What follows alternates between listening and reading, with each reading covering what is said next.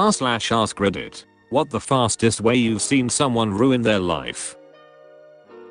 A former acquaintance was playing around with a homemade crossbow that I'd helped him with. I was massively into archery and fletching, and he seemed serious about it.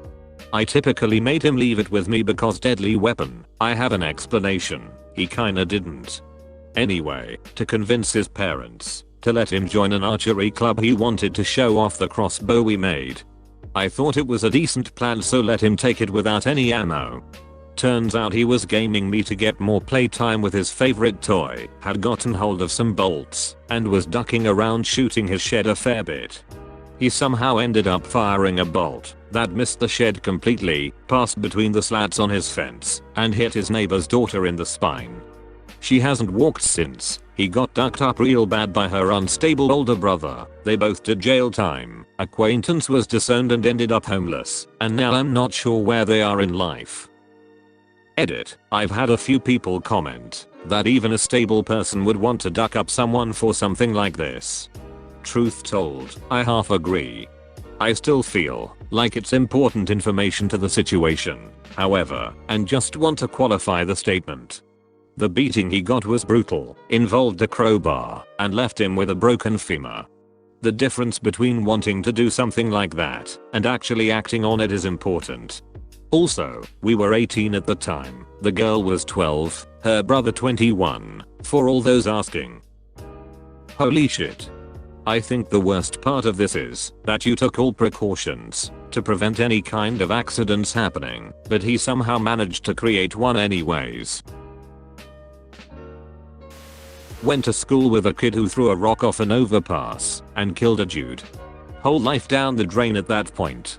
Made international news. Imagine being the dude that got hit. Just living your life, driving home from work one secretary and literally dead the next. This life is something else. My friend is a teacher. She teaches the kids whose dad was killed and said she just watched the poor kid deteriorate after the dad died. Super sad and really an effed up situation. I had a friend in college who had a tendency to act before thinking, but was generally fun and well-meaning. After I had graduated, my friend apparently got coerced by a woman he was trying to sleep with to try heroin just once. As I heard it, he refused initially, then caved because he felt pressured. My friend overdosed and died. Just like that, one bad decision ended his life. R.I.P. Mike. I recently found a good friend of mine passed away in my spare bedroom when he came to visit from New Zealand. He had scored some drugs off the street and was doing needles. I was in such shock when he just pulled out the needle and proceeded to do drugs all day. Later in the evening I was sitting on my couch and he said he was cold, so I turned on the heater and closed the door as he was laying in bed. I woke up early the next morning to check on him and he was gone. This whole year has been one hell of a ride. About 50 years ago, when my great uncle was in his early 20s, he drove home so drunk that he ran over and killed 2 college students and didn't even realize it. After his initial incarceration, he didn't know how to function as a free citizen, so he keeps getting himself sent back to jail. For example, he got out of jail around a year ago and couldn't make his first month's rent.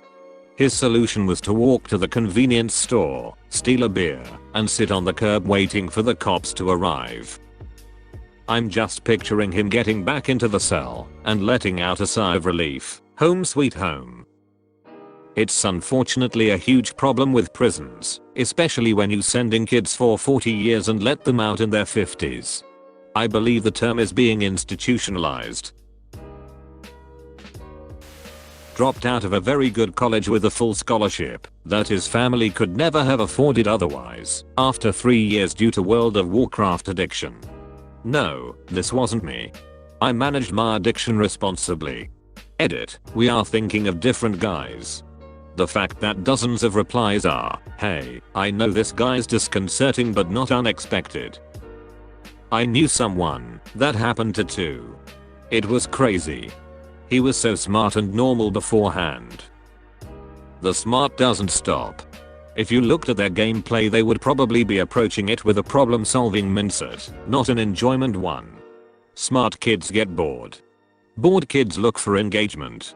Smart, bored kids look for a difficult game with no IRL pressure to perform. Hence, World of Warcraft. In the Air Force. This new guy joins and goes out to a bar, then decides to drive home. Gets a driving during influence charge. Loses all his rank, has to pay a ton in fines, but leadership fought for him and he was allowed to stay in the Air Force.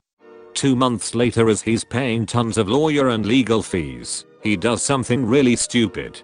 Drives home from the same bar drunk and gets arrested. Loses his license and gets kicked out of the military, so loses all his income while he's thousands of dollars in debt. That's not even the worst part. A few months later, he celebrates being a civilian again by, you guessed it, going to the same bar, then driving home drunk. Arrested and put in jail for a while. I can't imagine he has many future career opportunities with a less than honorable discharge and an arrest record. Early 90s, my friend was a sweet theater nerd who went to the same college as me. She started hanging out with a sketchy crowd and ignoring her old friends, especially when we tried to tell her she was losing herself. She ended up moving to Seattle to hang with her new friends. Growing up, she was the most sober person in our group. She never even drank alcohol, much less did any drugs, but 6 months later, she was dead of a heroin overdose. One of my best childhood friends also died this way, but a bit more slowly. We hung out nearly every weekend from 2nd grade until 9th. In 9th grade, he really started to struggle with his image/identity. He had always been the class clown, but never really one of the cool kids. One day he showed up decked out in skater gear from Paxson and became friends with some junkies. He started using heroin and I stopped hanging out with him. A couple years later we reconnected. He had convinced everybody that he had beaten the addiction and was moving on with his life. During our college years, I went to a university about 45 minutes away and he started taking classes at a local community college. We would hang out on weekends sometimes, whenever I was in town. 7 years later he was still going to the community college and was perpetually 1 or 2 classes away from finally graduating. I ended up joining the Navy. A few years later I got a call that he had died in his sleep after a blood vessel burst in his brain. Apparently long-term heroin use sometimes results in such problems. Doctors discovered he had been using. Even though he could never get his shit together, he was actually a remarkably smart and genuinely interesting person. I never bothered him about his lack of ambition, because I figured he was off of drugs and that was good enough. Now I'm pretty much middle-aged, and I still miss him. I had a friend years back, always kind of an odd guy, but he had a good heart. Anyway, one day, I was hanging out with him and a few other friends, and he told us he was going to get a tattoo tomorrow, and had this super cool idea, but he wouldn't tell us what it was, because he wanted it to be a surprise. We saw him about a week later. He had tattooed 3/4s of his face green. Like, no design or anything, just solid dark forest green. Basically, he just left the top right quarter of his face normal and the rest was all green. He had been immediately fired from his job the day after getting the tattoo. I kind of lost touch with him shortly after that, since he moved to another city. I'd heard he wound up living in his car. No idea why he did what he did. He'd had a very good job in IT at a pretty big company and was making decent money. No clue why he thought permanently turning 3/4 of his face green would be super awesome. This is absolutely mental illness. A friend of mine seemed totally cool most of the time. I knew she had bipolar disorder, but she was fine on her meds. She stopped taking her meds and called me one night on the side of the road, right after she cut all her hair off. I picked her up, gave her a buzz cut to even it out a bit, and called her therapist.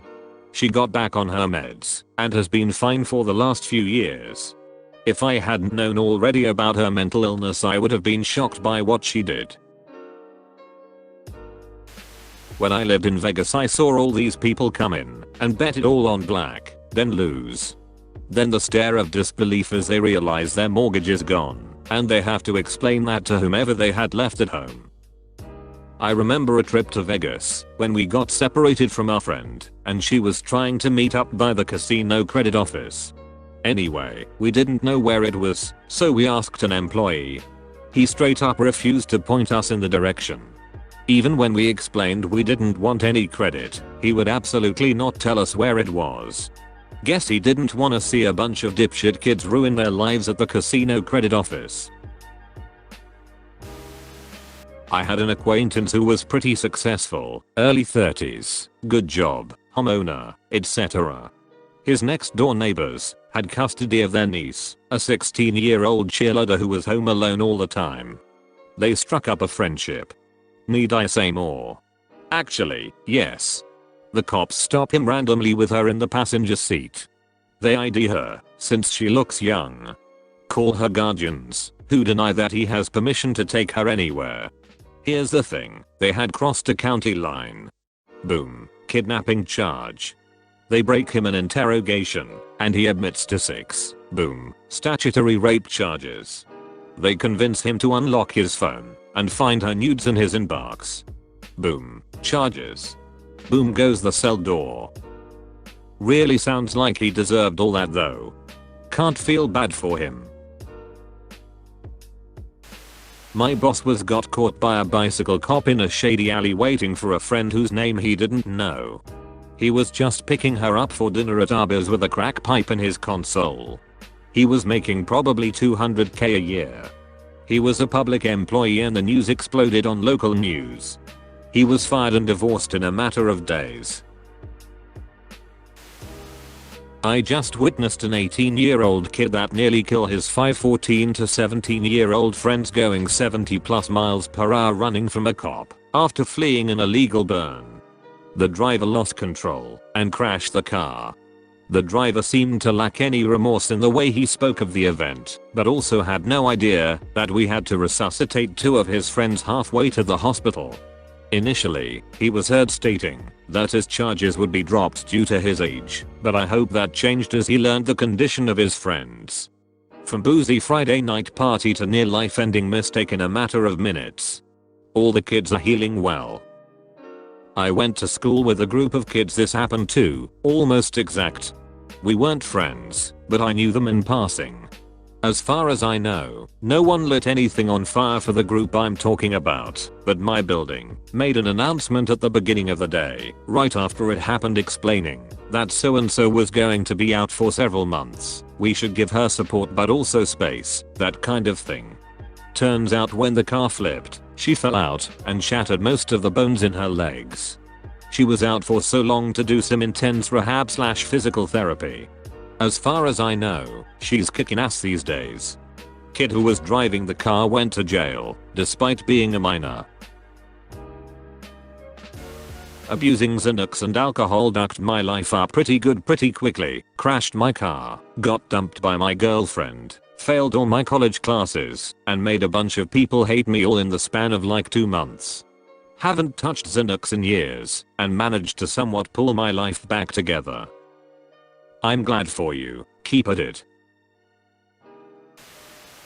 Less than 24 hours. My ex-neighbor's ex-girlfriend went on a racist road rage rant that got filmed. It went viral on Twitter. I remember reading the news article and thinking about her for some reason. She wasn't named. It wasn't until months later that I found out it was her. She was fired from her $300,000 a year job next day and immediately started getting death threats. She had to move in with her boyfriend. She tried getting a job, but people would look her up and be like WTF. She spent $10,000 on a reputation defender, changed her name, was shunned by many family and friends. Her boyfriend, who she wanted to marry, broke up with her because he couldn't stand the months of depression. She ended up leaving the state. Imagine having a $300,000 job and still getting road rage. At that point, what are you even angry over? Jobs with baller pay often come with big stresses. Jobs where you can 9 to 5 it and leave work at work and make that kind of money are a lot less common than jobs that absolutely own you for that kind of money. I was a licensed firearms owner in Canada, and I sold a handful of handguns to my crack dealer when I was still smoking a few years back, and it caught up to me 3 years after I got sober. I'm going to court for sentencing in a couple of months, with the prosecutor seeking 6 to 8 years. And although it may not seem like that much in the grand scheme of things, but since I quit smoking crack, I got my driver's license, started my own construction business, and I'm in a 4-year relationship with an amazing woman, who was the reason for my getting sober. All of that is going to be gone, and my grandpa, who is the only family who raised me I have left, will most likely be gone, because of him being 84. I'm not sure where you would count the life being ruined. The second I made the decision to sell the firearms, the second the RCMP and local police pulled me over with 20 cars in morning rush hour, my name being put in the newspaper with my crime, or when I get sentenced in a few months. I've decided it was the second I made the decision. This made me really sad. I'm glad you got clean. I hope this works out for you, and I wish you well. High school acquaintances were partying underage and some other kids with drama were buzzing the party in some stupid loud car. Drunk guy thinks the best way to handle this is to throw a huge paving stone at the car on one of its passes. Stone goes through window, hits passenger, mid-body/lap, not head. Driver panics and refuses to take passenger to hospital. Apparently everybody was under the influence. She bled out of internal injuries in the hours that followed.